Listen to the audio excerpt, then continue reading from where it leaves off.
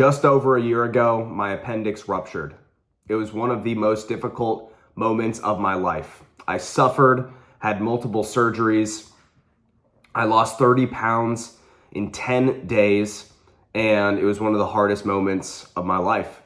But the entire time I stayed optimistic, right? I kept my head up because I knew that I was going to emerge out of the other side even stronger. So guys, I want to explain to you what happened, how I got through it, and why I'm doing what I'm doing now, and how all of that happened inspired me to do what I'm doing. So look, guys, it was September of last year. I believe it was September 12th. I remember I was walking, was on the phone with my mom, got back to my apartment, and right after I fell asleep, I woke up 2 hours later feeling incredibly nauseous, went to the bathroom and just emptied the tank, threw up for I don't know how long, probably, just a couple times that night, everything out of me. Woke up the next morning just exhausted. You know how that feels, guys, when literally all the electrolytes out of your body, you feel depleted. So I went to an IV lab, right, to get a liquid IV. They couldn't get the IV in my vein. So they kept trying over and over again. I don't know in how many different locations. He tried in my arm, of course, right here. Tried in both of them, and he couldn't get it in. He couldn't get the needle in the vein because I was so dehydrated, depleted. My vein wasn't, popping up. And so I just had all these like jab marks in my arms. I had a bunch of it was like jabbing me in all these different areas. I look at my arms like, oh my God, I got like 20 jabs in different locations on my arm. And then he tried it on my hands as well, which is supposed to be the easiest way to access a vein in your hands, right? If you look at your hands, you've probably seen that your veins pop out the most in your hands. And he still wasn't able to do that. So I walked out of there, no IV, and he just told me, go hydrate, right? He thought the same thing as me. We both thought I just had food poisoning. So he's like, go back, get some electrolytes in you, a lot of fluids, and just take it easy, right? So I just went back to my apartment, felt like, just like I was like a dead man. I had no energy. I could barely move, laying down in bed all day. And this is not like me, guys. Up till this point, incredibly healthy, literally in insane physical shape. And so yeah, that was the second day in, and then I'll just fast forward the second night after that first night when I felt sick. This second night I woke up, kept throwing up, all that, and then at about 4 a.m, I woke up from my bed, and guys, I can't explain it, but I knew something really bad happened. I struggled to get up, barely got up, opened the door of my room, hobbled over. I don't even know how I was walking. I was in so much pain that I knew that was the moment something bad happened. That was when my appendix ruptured. And guys, look, appendicitis is a normal thing. And when I bring this up to people who are like, oh, you just had appendicitis? I'm like, no, my friend. I wish I just had appendicitis. No, the problem with what I had is that I waited too long because I thought it was food poisoning, my friend. It wasn't. I had appendicitis and I lived with it for a couple of days. Unbelievable. I don't even know how I did that. I have a ridiculous pain tolerance, and that's not a flex or anything. I just do. I remember even when I broke a bone, I didn't, when I was like 13, I didn't cry or anything. You know, I've always had a pretty good pain tolerance. So I just thought, you know what, it's food poisoning. This is my first time having food poisoning. It probably is this bad. Whatever, right? But going back to the story, I open up my roommate's door and I kind of just like whatever I could get out. I'm like, yep. I'm like, hey, and thankfully he woke up. And I said, call an ambulance now. Now I need to go. I need to go to the hospital. He's like, all right, let's do it. So he called it for me, helped me downstairs. We walked downstairs together, or no, we took the elevator, and I kept calling 911, and I'm like, hey, is the ambulance coming yet? Is the ambulance coming yet? And they're like, yes, it's on its way. I'm like, all right, hurry it up, because I'm dying here, literally. I need to get to the hospital. It comes, picks me up.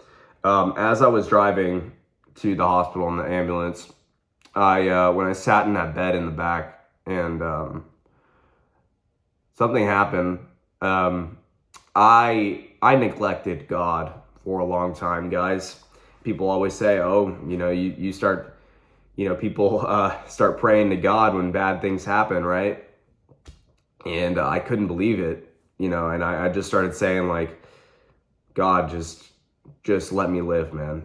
I promise you, if you let me live, you give me a second chance, I won't waste it, my friend. I promise that. I'll do everything I can to become a great person, to rid myself of all the things that I know are wrong that I've done in my life. I promise you I'll become better. And I didn't hear anything back. I thought I would.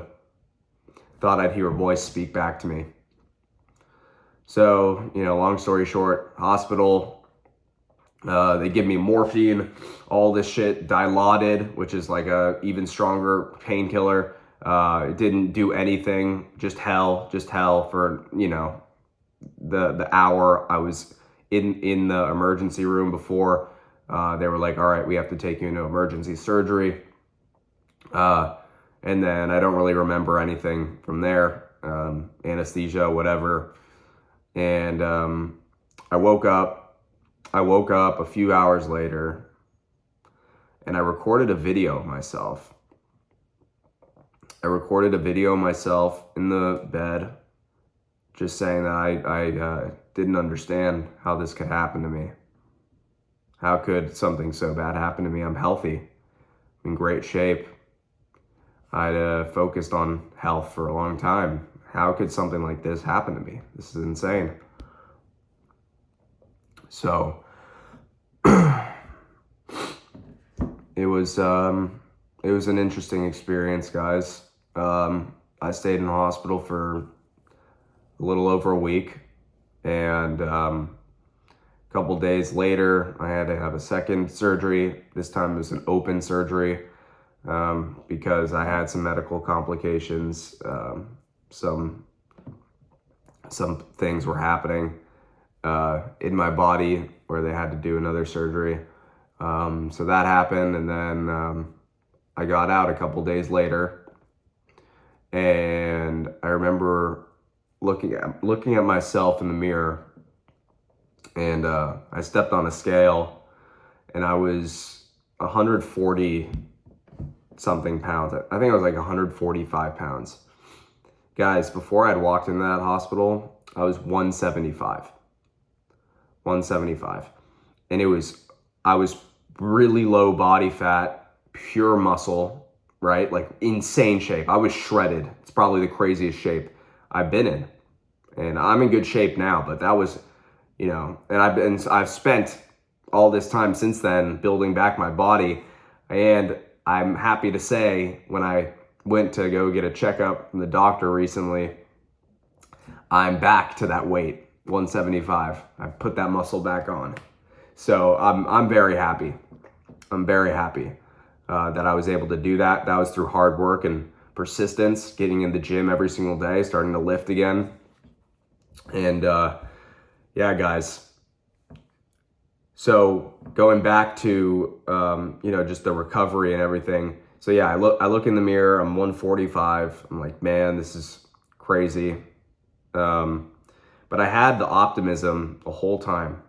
I remember my mom was with me during the recovery period. Shout out to my mom. Shout out to all the moms out there. Your moms would do anything for you. They will protect you at all costs.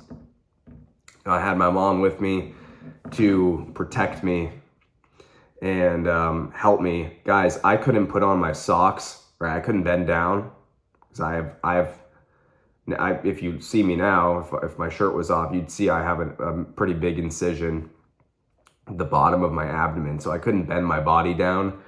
And I couldn't put my socks on. I couldn't tie my shoes.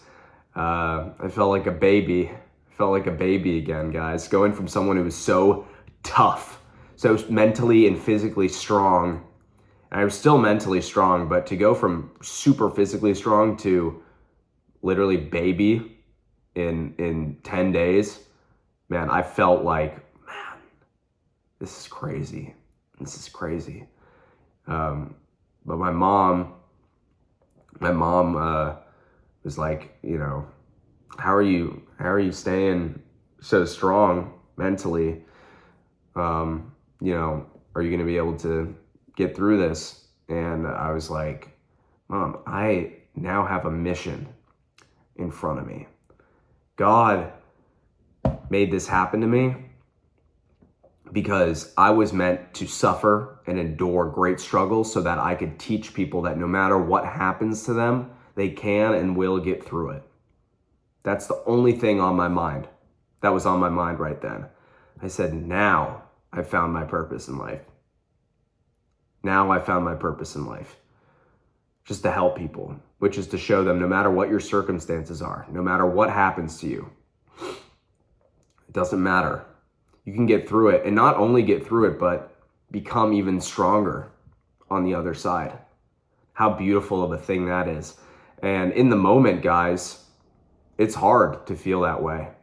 And I still don't know to this day how I felt that way, even, the entire time in that hospital when I'm suffering in pain for over a week. And you think you're about to get out of the hospital, right? And then they go, oh, actually, we found some medical complications, so we're gonna have to have another surgery. And oh yeah, this time it's not a laparoscopic surgery, it's an open surgery. Which isn't even a bigger deal, right? You think you're getting out and then you get hit with that, right? I think most people would crumble, but I didn't. I didn't crumble. No, my friend. No one is gonna take me down, ever. I believe that was an act of the devil. All right, that's why I started to believe in religion after that, because I said there is no way that there aren't forces of good and evil on this earth. That was an act of the devil. I both spoke with the devil and God in the hospital. Understand this, right? I started hallucinating, or it felt like an hallucination, but it felt so real at the same time. And I was laying down in my hospital bed, and I was suffering and like dozing in and out, painkillers, whatever. But I remember going into like this dark layer in like an underground world. I'm not joking about this, guys. I have no reason to lie to you. I go to an underground world. I spoke with this devilish figure. Didn't have horns and all this shit. He was like an evil, like dark creature that had like a fire in its eyes, and it told me, it's like, I got you. And I was like, no, my friend, you're not gonna get me. I woke up all of a sudden, and I remember I woke up right after that, and then I just like expelled everything out, green slime vomit out everywhere. And right after that, I laid back in my bed. Guys, this gave me goosebumps. I lay back in my bed and I start crying. I start crying and I said, God, please, please make this stop. Make this suffering end, please. And swear on my life, on everything I love, I heard a voice speak back to me.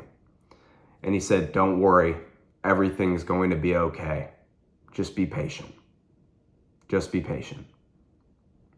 And I heard that and I started bawling my eyes out, guys. Like just crying, like, oh my God, there is a God. He exists. This is real. And my life's changed forever since then. I developed a closer relationship with God. I pray to God every day. I thank God before every meal. Doesn't matter. I don't care if anyone looks at me. I'll go to a restaurant, be sitting by myself. I don't care who I'm with. And I will put my head down and pray and thank God for blessing me with the food in front of me, right? Not because of, the food per se, but thanking God for the ability to eat. The ability to eat, because I couldn't physically consume food in the hospital for 8 days, right? My body ate away at me and I couldn't eat. My body just ate away at everything, all my muscle, everything. I physically couldn't eat. It would just come back up. And I had a tube shoved up my nose and down my throat. Okay? So I thank him for the ability to eat. Because I remember what it was like not to be able to. Physically not be able to. Guys, when you suffer, when you endure, you come out this other side a new man or a new woman. And you will never recognize yourself again. Only if you take it that way, right? We all have a perception about the things that happen to us in our lives. You can either use those moments of suffering, those moments of pain, to come out the other side even stronger, or become a victim. Say, how could this happen to me? Right? How could this happen to me? Why me? Why me? This isn't fair. Guess what, guys? Life isn't fair. I'm a healthy, jacked, 175, shredded, never had any health problems my whole life, and then bang, out of nowhere, almost died, losing 30 pounds of muscle in 10 days. Imagine that. Imagine me back then, all of my value, or a lot of it at least, was packed in how I looked. I cared a lot about that. And I don't think that's a very good thing. I don't think all of your value and all of, who you are should be tied up in being in great shape. That should just be a part of it. You should be in great shape, but it shouldn't be all of your value. But that's how I felt. And then all of a sudden, the thing I love, the ability to exercise, it was the main thing I loved. Gone. Body, gone. All the muscle, deteriorated. Guys, I share this story with you because, and I do this today because it was just on my mind, and I've struggled mentally in some areas recently in my life. And I always go back to that moment last year in the hospital where I spoke to God, where I told him and my parents that I'm going to come out this other side even stronger in that moment of suffering, right? So now when I suffer, right, trying to build a business, struggling, things aren't working, it's like nothing. It's like nothing, guys. I've already endured much worse, right?